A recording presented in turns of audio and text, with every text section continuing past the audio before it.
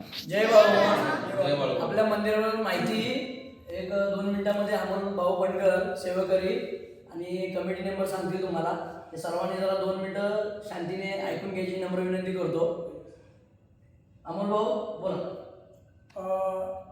रूपरेषा आपली मंदिराची. आमच्या या श्री संत सद्गुरुबाबा देवालय वाघोली आणि आमच्या या मंदिराची रूपरेषा अशी आहे की पहाटे 5 वाजता मामांचा पंचामृताने महाभिषेक केला जातो. त्याच्यानंतर काकड आरती होते, त्याच्यानंतर महाआरती होते 7 वाजता आणि 7 वाजता महाआरती झाल्याच्यानंतर मामांचा वेगवेगळ्या माध्यमातून प्रसाद हा दिवसभर चालूच असतो आणि भाविकांचं दर्शनाची जे काय रांग आहे ते दिवसभर चालू असतात. त्यासाठी आमचे जवळजवळ 7 ते 8 सेवेकरी दिवसभर या ठिकाणी मामांची सेवा आणि येणाऱ्या भक्तांची सेवा हे सगळे करत असतात.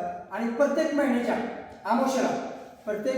अमावस्येला आमच्या या मंदिरामध्ये आमच्या या कमिटीच्या वतीनं आमचे अध्यक्ष उपाध्यक्ष कार्याध्यक्ष आमची सर्व जी काय विश्वस्त मंडळी आहे या सर्वांच्या विचारानं या सर्वांच्या एकमतानं प्रत्येक अमावस्येला मामांच्या इथे दरबारामध्ये या धर्ममंडपामध्ये प्रसाद हा केला जातो. आणि तो प्रसाद ग्रहण करण्यासाठी या पंचक्रोशीतील जवळजवळ सर एक अंदाज सांगतो मिनिमम 14 ते 15,000 सद्भक्त या ठिकाणी मामांचा प्रसाद घेण्यासाठी दर महिन्याला उपस्थित राहत असतात. आणि एक छोटीशी माहिती सांगतो सर, आमच्या ट्रस्टीचं आमच्या मंडळाचं आमच्या कमिटीचं कार्य इतकं छान आहे की आज जर आपण बघितलं तर या पूर्ण पालघर जिल्ह्यामध्ये आमच्या संत सद्गुरुबाबा मंदिर एकमेव मंदिर आमच्या पालघर जिल्ह्यामध्ये इथे आहे.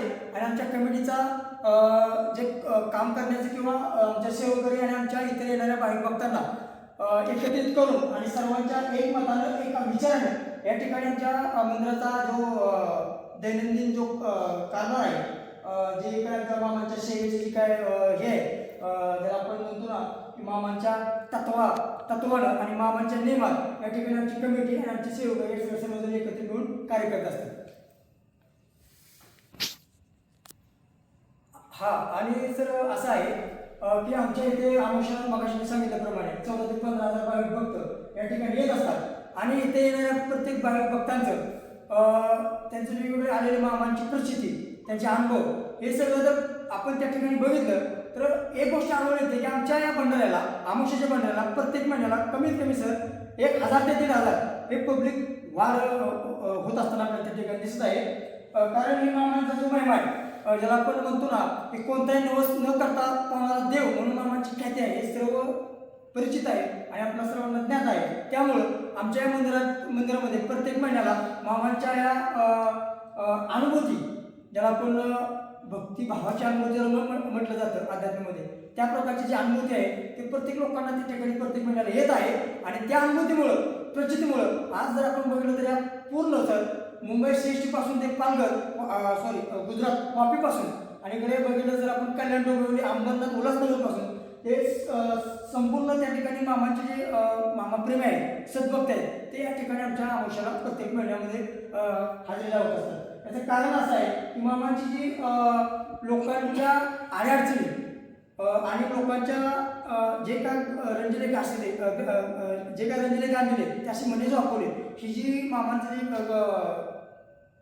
संत वाक्य आहे त्याला आपण संत वाक्य म्हणतो ते मामांचं तंतोतंत खरं आहे. त्यामुळे लोकांना त्याचा अनुभव येत आहे आणि प्रत्येक महिन्याला या ठिकाणी पब्लिक वाढत आहे. आणि ही सर्व ताकद या सर्व 14 ते 15,000 पब्लिकाला या ठिकाणी प्रसाद असेल दर्शनाची रांग असेल त्या ठिकाणी त्याला आपण शिस्तीचं हे म्हणतो नियमाचं पालन किंवा शिस्त त्याला आपण शिस्त म्हणतो ते शिस्त आमच्या या श्री संत सद्गुरुबाबा कमिटीच्या वतीनं आमचे अध्यक्ष उपाध्यक्ष कार्याध्यक्ष आणि आमचे सर्व विश्वस्त आता आम्ही जर बघितलं तर निवृत्ती माने आदरणीय आबा असे खंबीर साथ आमच्या या कमिटीला आणि एक अनुभव व्यक्तिमत्व ज्याला आपण अष्टपैलू व्यक्तिमत्व म्हणतो तसं आमच्या मंडळाला आमच्या कमिटीला लाभवायचं.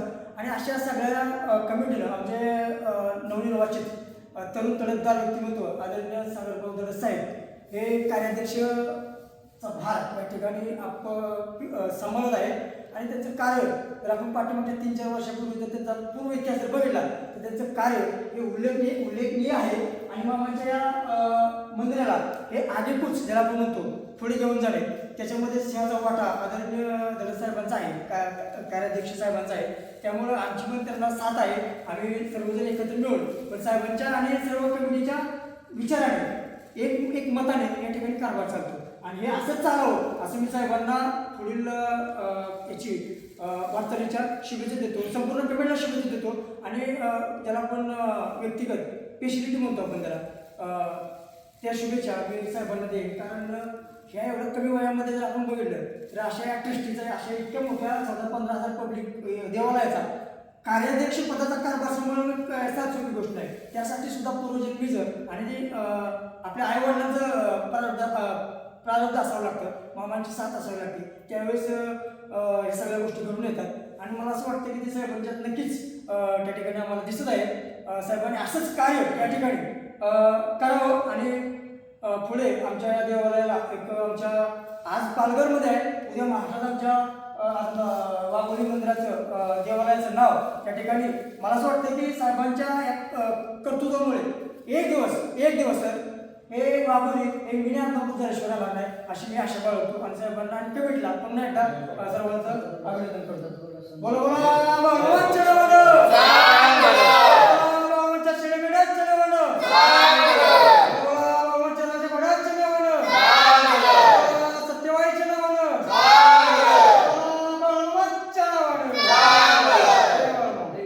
बोला फटाफट. बरं. आणि सर मगाशी मी सांगितल्याप्रमाणे आमचे देवालय आणि आमच्या या देवा श्री संत सद्गुरू यांची मूळ समाधी आदमापूर आहे आणि तिथून इथे आमच्या देवाला इथे आणण्याचं महान कार्य या ठिकाणी किशोर नाईक मामा यांनी केलं आणि आमच्या त्या गोरगरीब भक्तांना मामाप्रेमींना आदमापूरला जाणं शक्य नाही तर त्यासाठी आमचा देव आमच्या दारात आणण्याचं महान कार्य किशोर नाईक मामा यांनी केलं आणि त्यांच्या मार्गदर्शनाखाली आमच्या ट्रस्टीचे अध्यक्ष आदरणीय किशोर खरात साहेब त्यांचे या ठिकाणी खूप मोलाचा वाटा हे आमच्या कार्यामध्ये आहे. तसेच आमच्या ट्रस्टीचे उपाध्यक्ष आदरणीय दत्ताभाऊ दलत साहेब खूप शांत आणि संयमी व्यक्तिमत्व असं त्यांच्याकडे पाहिले जातं. असे महान कार्य त्यांचे या ठिकाणी आमच्या कमिटीच्या कार्यामध्ये आहे आणि आमचे अध्यक्ष उपाध्यक्ष आणि कार्याध्यक्ष आणि आमचे इथं विश्वस्त या सगळ्यांचा एकत्रित करून या ठिकाणी कामकाज चालतं. जय बाबा.